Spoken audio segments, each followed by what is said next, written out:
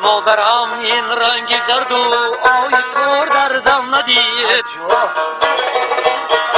سوختم من از غمی و چشم گریانم ندید.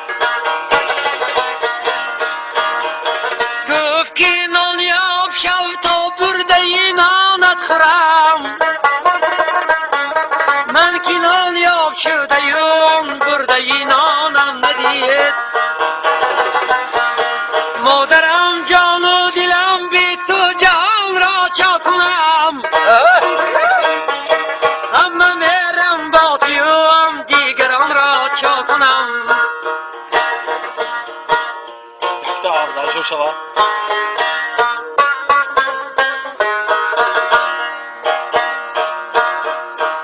نخلی باقی زندگانی را سمرگم کردیم، لذتی کامی جوانی را شکرگم کردیم. به خبر ایوان مگو از راه اگر افتادیم، بی اصا گردیده و نوری به سرگم کردیم.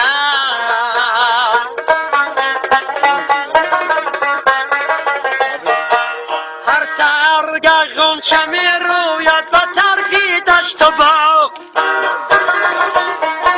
غنچه خود منزلم وقتی سحر گم کردیم. مست مدن شب یادی عقل خود بیگانه، یا چی مجنون لیلی خود را مگر گم کردیم.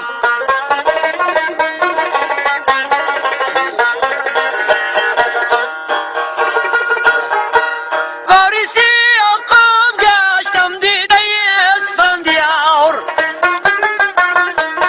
یوسفی من حفظی خانانی نظر گم کردیم.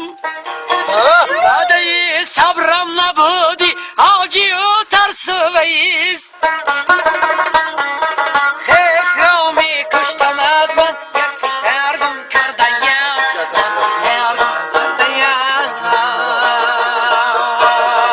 افزایش شوخ شگیرید یکم تا گذشتم رم به غمهای تو بگذشت، و صبرای و علمهای تو بگذشت. حالا پیدا نکردم اسمم، حالا پیدا علمهای تو بگذشت. تو چشمی روشنم آینه تو، کتاب شعری من گنجینه تو. فراموشم مکن تا زنده باشی الهی عاشقی درینه تو، که عباس عاشقی درینه تو.